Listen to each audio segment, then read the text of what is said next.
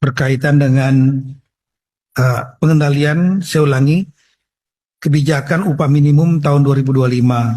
Ini yang sudah dilakukan ratas dengan Bapak Presiden yang berkaitan dengan upah minimum daerah regional. Hadirin sekalian, Presiden Republik Indonesia tiba di tempat acara.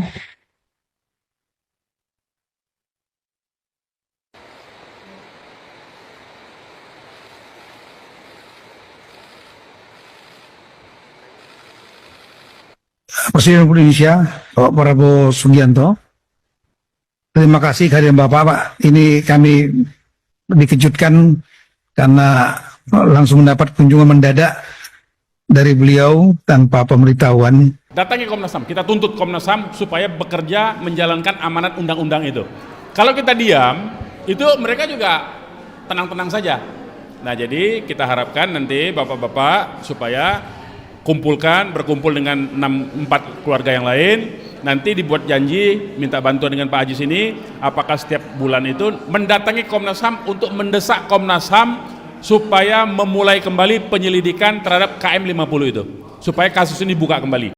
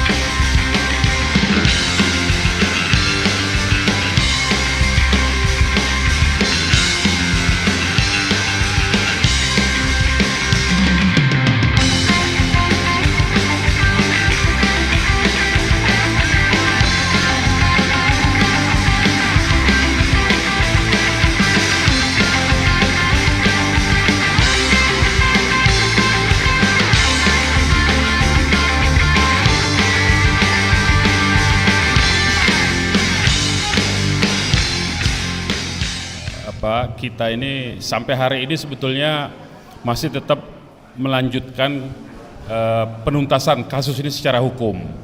Nah, problem yang kita hadapi sekarang ini, opini yang dikembangkan oleh banyak pihak, ya, itu dengan 2 orang kemarin polisi yang diadili di Pengadilan Jakarta Selatan dekat sini, itu dianggap bahwa itu kasusnya sudah selesai dan sudah tutup. Itu poinnya, ya, yang mereka ingin kembangkan, yang mereka ingin propagandakan. Nah, kemudian Komnas HAM juga membuat penyesatan informasi, saya katakan begitu, ya, dengan menyebut ini sebagai sebuah perbuatan yang dikategorikan sebagai unlawful killing, ya. Nah, dalam terminologi hak asasi manusia itu tidak ada unlawful killing itu. Unlawful killing itu ya pidana biasa. Artinya polisi melakukan kesalahan di luar proses hukum, di luar prosedur, kemudian pidananya pidana biasa. Artinya misalnya polisi lalu lintas di pinggir jalan, kemudian ada orang nggak mau di stop, kemudian dia mengeluarkan tembakan karena semata-mata orang tidak mau di stop. Nah, itu unlawful killing sebetulnya. Ya, jadi hanya kesalahan prosedur biasa. Tetapi dalam terminologi hak asasi manusia, ya, itu disebutnya kalau ada rencana dari sebuah kekuatan, dari rezim, ada sebuah desain menggunakan struktur, ya, struktur instrumen dari negara, dari institusi negara, maka itu kategorinya adalah kategori extrajudicial killing namanya. Nah, jadi sebetulnya Komnas saja sejak awal ketika laporan penyelidikan itu dikeluarkan, itu sebetulnya sudah berupaya untuk menyesatkan informasi, untuk menggiring sebetulnya, menggiring publik, menggiring opini bahwa ini bukan perbuatan pelanggaran hak asasi manusia yang berat, tapi ini semata-mata kesalahan prosedur. Jadi itu sejak awal desain dari Komnas HAM. Nah, karena itulah di Komnas HAM sudah menyebut begitu, itu sebetulnya menunjukkan, membuktikan bahwa sejak awal kasus KM 50 itu memang kasus pelanggaran HAM berat karena melibatkan institusi negara sebetulnya. Institusi negaranya ikut menutupi sebetulnya. Yang disebut dalam terminologi hak asasi manusia itu disebut dengan obstruction of justice sebetulnya. Nah, saya mau bicara hukum saja dalam soal ini ya, dalam perspektif hukum hak asasi manusia, bukan hukum pidana, bukan politik, tetapi hukum hak asasi manusia. Jadi satu, penggunaan istilah atau diksi atau terminologi unlawful killing sudah salah. Yang kedua, Komnas HAM justru terlibat dalam menutup-nutupi dalam sebuah tindakan yang disebut obstruction of justice, ya, menghalang-halangi orang untuk mendapatkan keadilan. Itu yang dilakukan oleh Komnas HAM sebetulnya. Nah, karena itu sebetulnya kita sampai hari ini masih berkeyakinan bahwa seharusnya KM 50 itu diproses melalui mekanisme hukum undang-undang yang disebut dengan Undang-Undang Nomor 26 Tahun 2000, Undang-Undang tentang Pengadilan Hak Asasi Manusia. Jadi bukan hukum pidana biasa, bukan pasal 340, bukan pasal tentang penyalahgunaan kewenangan, bukan, tetapi pasal Undang-Undang 26 Tahun 2000, Undang-Undang tentang Pengadilan HAM, di mana di situ disebutkan di pasal 7 atau pasal 9, saya lupa ya, tapi lebih kurang begitu, itu menyebutkan salah satu bentuk, pasal 9 kalau saya tidak salah ya, atau pasal 7 lah kira-kira begitu, salah satu bentuk dari yang disebut dengan pelanggaran hak asasi manusia yang berat itu, yang kategorinya itu adalah kejahatan terhadap kemanusiaan. Kejahatan kemanusiaan itu ada 14 bentuk, salah satunya itu adalah pembunuhan terhadap penduduk sipil secara sistematis dan terencana. Ada 3 jadi unsurnya itu.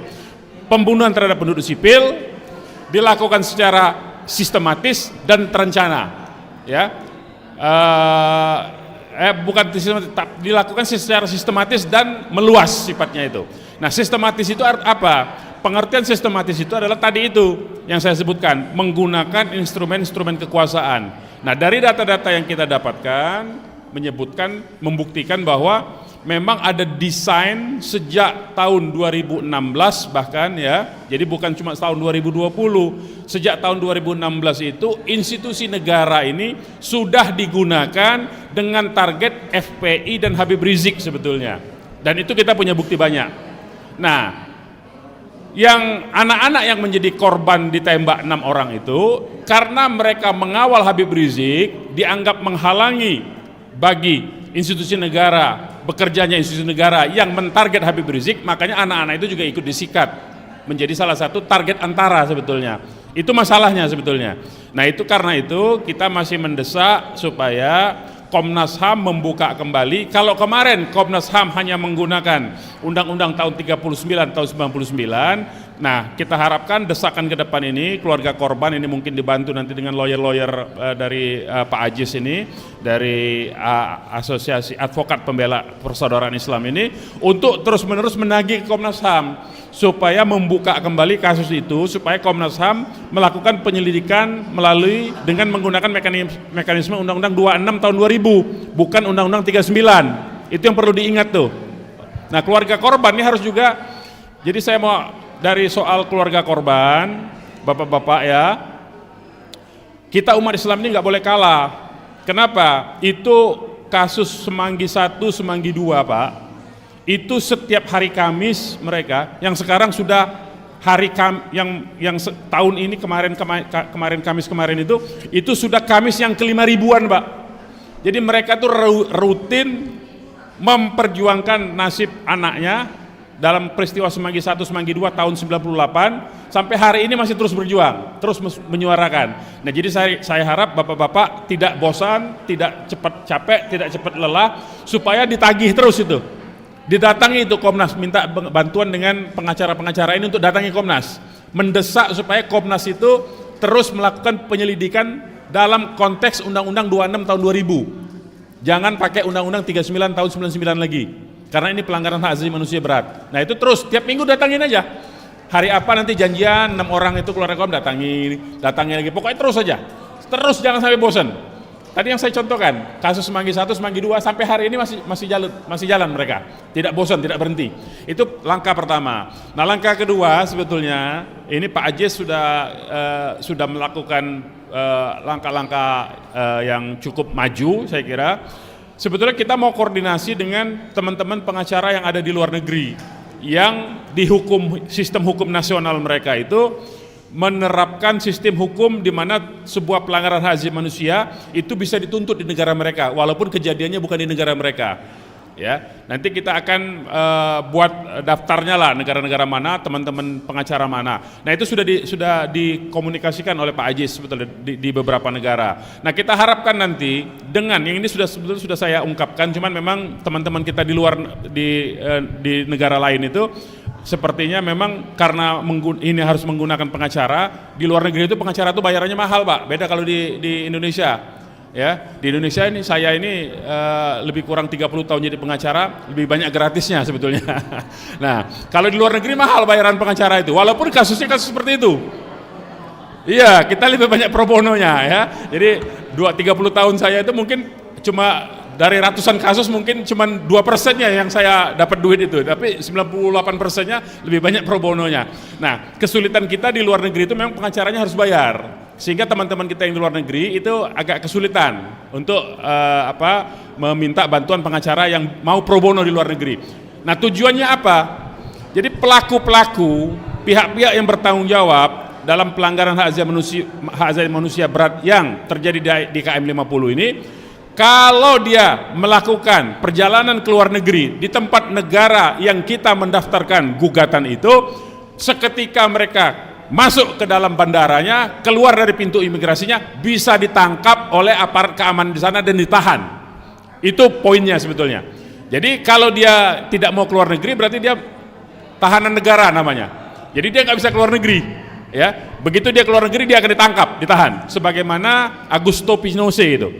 Dulu di Chili itu ada diktator namanya Jenderal Augusto Pinochet. Begitu dia menjadi presiden, sangat diktator, sangat kejam. Nah, dia sudah dipersoalkan itu di Inggris dan di Spanyol, digugat oleh korban-korbannya di Inggris dan di Spanyol. Ketika dia selesai jadi presiden, dia berobat ke Inggris dan Spanyol, ditangkaplah dia di Inggris dan di Spanyol itu. Nah, kita mau lakukan itu hal yang sama sebetulnya, supaya pejabat-pejabat yang bertanggung jawab terhadap pembunuhan extrajudicial killing di KM 50 ini, ketika dia keluar negeri itu dilakukan penangkapan. Itu pernah terjadi terhadap pejabat Indonesia ketika dia melakukan perjalanan ke Australia. Saya nggak usah sebut nama ya. Ketika dia melakukan perjalanan ke Australia, ini dalam kasus peristiwa Timur Timur. Dia waktu itu menjadi pimpinan komandan tempur di Timur Timur. Begitu dia ke Australia, padahal dia sudah pensiun jadi tentara tuh. Begitu dia ke Australia, polisi Australia mengeluarkan surat penangkapan, dia tidak berani keluar dari airport, langsung balik lagi ke Indonesia. Kan efektif juga sebetulnya, walaupun dia tidak sempat ditangkap. Nah, jadi kita mau melakukan hal yang sama dalam konteks KM 50 ini. Nah, orang-orangnya siapa? Nanti kalau gugatannya sudah kita daftarkan di luar negeri itu baru kita umumkan siapa-siapa orang yang ketika dia di negara itu dia akan ditangkap. Jadi nanti itu kita akan sebarkan. Jadi itu mungkin yang bisa saya berikan informasinya supaya dengan maksud supaya apa? Supaya kita semua terus menuntut KM 50 ini, bahwa KM 50 ini belum selesai dengan dibebaskannya, dilepaskannya, bukan dibebaskannya, diputus onslah namanya itu. Jadi di pengadilan itu ada putusan bersifat prispa, ada yang putusan bersifat onslah. Kalau prispa itu berarti dia tidak terbukti, tapi kalau onslah dia terbukti tapi disebutnya bukan melakukan tindak pidana, ada alasan pembenar. Nah, kemarin di Pengadilan Jakarta Selatan ini disebutkan dia dilepaskan dari segala tuntutan, artinya dia terbukti melakukan penembakan, tetapi karena dia disebutnya membela diri. Cerita rekayasanya kan itu yang dibuat oleh Sambo, Ferdi Sambo itu kan cerita rekayasanya tembak menembak, padahal tuh nggak ada tembak menembak yang sama sekali. Kita bisa buktikan dengan bukti-bukti yang ada bahwa mereka itu memang dibantai, diculik, diambil, disiksa, kemudian ditembak mati 6-6-nya itu. Kenapa tidak ada tembak menembak? 6-6-nya mendapatkan tembakan di dada, di jantung, tembakan mematikan semua. Kalau tembak menembak ada yang kena kaki, ada yang kena kuping, ada yang kena kelingking. Nah, itu baru tembak menembak karena nggak sengaja kan. Tapi kalau 6-6-nya ditembak di jantung dengan 2 peluru memastikan kematiannya. Itu bukan tembak menembak, tapi itu sengaja ditembak. Memang sengaja ditembak dan dari jarak dekat. Karena kenapa dari jarak dekat?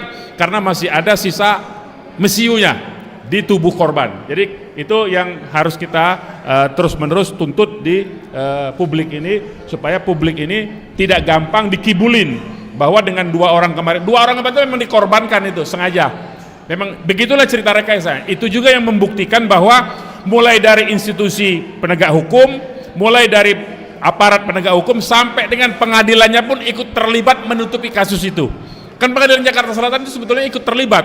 Terlibatnya kenapa? Seolah-olah memang betul-betul ada kejadian tembak menembak dan membebaskan orang itu kan sebetulnya bagian dari rekayasa. Itulah yang disebut dengan rencana yang sistematis dalam kategori unsur pelanggaran HAM berat itu. Jadi itu yang membuktikan bahwa itu pelanggaran HAM. Demikian. Pada tanggal 20 Oktober 2024, kalau tidak salah sudah terjadi perpindahan kekuasaan. Tidak dalam tempo yang sesingkat-singkatnya, tapi dalam tempo 5 tahun, ya, 10 tahun bahkan. Apakah ada harapan bahwa kasus ini akan bisa diadili seadil-adilnya? Silakan, tambahkan. Ya, kalau kita rujukannya kepada Undang-Undang 26 tahun 2000, maka proses itu akan dimulai di Komnas HAM sebetulnya, bukan dari Istana Negara, bukan, tapi dari Komnas HAM, dari Jalan Latuh Harhari sebetulnya. Nah, jadi saya kira nanti setelah karena kan sekarang ini membedakan antara pelanggaran HAM yang terjadi sebelum tahun 2000 dengan setelah tahun 2000. Kalau sebelum tahun 2000 pelanggaran HAM yang lama itu tahun 98 itu masih harus membutuhkan otorisasi dari Senayan untuk bisa digelar pengadilan hak asasi manusianya. Tetapi terhadap pelanggaran hak asasi manusia yang terjadi setelah Undang-Undang 26 tahun 2000 dibuat, disahkan, diperlakukan, itu tidak perlu otorisasi Senayan sebetulnya. Jadi sebetulnya tinggal Komnas HAM bekerja, didorong, didesak, saya kira tiap minggu tadi itu, tiap pekan, apakah tiap hari Senin atau tiap hari Selasa, karena kalau nggak salah waktu itu Selasa deh, tanggal 7, karena tanggal 3 kejadian hari Jumat, 4, 5, 6, 7, kalau nggak Selasa Rabu lah itu ya, waktu itu. Maka ditinggal di Komnas HAM didorong terus menerus setiap pekan itu didatangi, jangan bosan mendatanginya ya, tinggal gantian aja diatur nanti teman-teman yang mendampingi dari pengacaranya, nanti Komnas HAM yang akan melakukan proses memulai penyelidikan itu, memulai ulang penyelidikan. Jadi sebetulnya variabel yang disebutkan oleh Bung Refli tadi itu, variabel Istana dan variabel Senayan itu tidak lagi menjadi variabel karena undang-undang ini kejadiannya setelah Undang-Undang 26 tahun 2000. Saya kira begitu jawabannya yang aman. Luar biasa ya. Tepuk tangan. Jadi Bro Munarman seperti berbicara hukum di ruang hampa. Ari lasso itu hampa ya. Jadi memang kawan-kawan semua, saudara sekalian, kalau kita bicara tentang pengadilan HAM, ada pengadilan HAM ad hoc, ada pengadilan HAM. Kalau ad hoc itu sebelum diundangkannya Undang-Undang Nomor 26 tahun 2000 kejadiannya, seperti Timur Timur, ya, Semanggi 1, Semanggi 2. Tapi kalau setelah tahun 2000, 26 2000 diundangkannya undang-undang itu, maka pengadilan HAM biasa, prosedurnya berbeda. Kalau ini memang inisiatif Komnas HAM melakukan proses penyelidikan, kemudian bisa mencari investigator yang independen, kemudian nanti dilimpahkan pengadilan HAM, ya. Tetapi kan kita tahu itu political will. Rasanya tidak mungkin kalau tidak ada political will istana, Komnas HAM berani melaunching penyelidikan terhadap KM 50. Tapi siapa tahu berani. Dan keadilan itu adalah hak, Pak. Ya. Keadilan itu hak. Kalau kita bertemu dengan pemimpin yang adil, maka hak kita itu tanpa kita minta itu diberikan. Itu pemimpin yang adil dan baik namanya. Tetapi kalau pemimpinnya setengah adil setengah baik, ya, maka keadilan itu harus diperjuangkan. Hak itu harus kita rebut. Jadi kita tidak bisa menunggu, kita tidak bisa hanya meminta, karena itu kita harus memperjuangkan, harus kita ambil itu, hak kita itu. Ya. Nah, untuk memperjuangkan itu, untuk mengambil hak kita itu, maka dari pihak keluarga korban kita harapkan mungkin mulai besok mulai bikin pertemuan untuk membuat rencana kegiatan yang tadi sifatnya, apakah memang kalau misalnya nggak bisa mingguan, maka setiap sebulan sekali datangi Komnas HAM, kita tuntut Komnas HAM supaya bekerja menjalankan amanat undang-undang itu. Kalau kita diam, itu mereka juga tenang-tenang saja. Nah, jadi kita harapkan nanti bapak-bapak supaya berkumpul dengan 4 keluarga yang lain, nanti dibuat janji, minta bantuan dengan Pak Ajis ini, apakah setiap bulan itu mendatangi Komnas HAM untuk mendesak Komnas HAM supaya memulai kembali penyelidikan terhadap KM 50 itu, supaya kasus ini buka kembali. Sebab kalau kita cuma ngomong di media, ngomong di di tempat-tempat yang tidak berhubungan dengan pihak yang memiliki wewenang, maka itu menjadi opini saja. Nah, kita harapkan nanti di Komnas HAM itu kita ajak debat aja kalau dia masih nolak-nolak. Pokoknya datangin aja terus-terusan. Jadi jangan pernah lelah memperjuangkan hak dan keadilan, sampai keadilan dan itu sendiri yang lelah kita datangi untuk kita dapatkan hak kita. Saya kira begitu Pak ya. Jadi supaya ini nanti terus-terusan ke depannya begitu. Presiden yang sekarang itu institusinya pada saat rezim yang lalu itu kan Pak Prabowo itu di Kementerian Pertahanan. Saya mau clearly Kementerian Pertahanan tidak terlibat dalam soal itu. Itu dulu yang penting. Jadi sebetulnya Pak Prabowo maupun kelembagaan politiknya maupun orang-orang partainya itu tidak terlibat dalam persoalan KM 50. Ini rezim lama ini, ya. Nah, di rezim lama ini tadi pertanyaannya itu saya ingat lagu Malaysia tahun 90-an. Di sana menanti, di sini menunggu jadinya itu. Ada judulnya itu, nanti dicari aja itu. Penyanyinya UKS itu sebetulnya, ya. Jadi memang ya kalau dilema itu kan sebetulnya ada bukan di pihak kita dilemanya. Nah, jadi kalau soal komunikasi saya tidak bisa menjawab lebih jauh karena yang berkomunikasi dalam soal itu kemarin itu justru Pak Ajis. Jadi saya tidak berinteraksi dalam soal komunikasi antara yang disebutkan oleh Bang Ramadan Pohan antara Habib Rizik dengan Pak Prabowo segala macam. Saya nggak masuk ke wilayah itu karena saya memang tidak ikut in charge di situ. Ajis justru yang tahu, Pak Ajis. Jadi saya membatasi diri saja bahwa clearly Pak Prabowo. Nah, mudah-mudahan dengan posisi dia yang clear seperti itu, dia lebih independen. Menurut saya lebih kurang begitu ya. Jadi dari aspek politiknya Pak Prabowo clearly. Jadi tinggal kita harapkan orang yang clear itu biasanya lebih gampang mengambil putusan daripada orang yang punya beban masa lalu. Saya kira begitu. Terima kasih.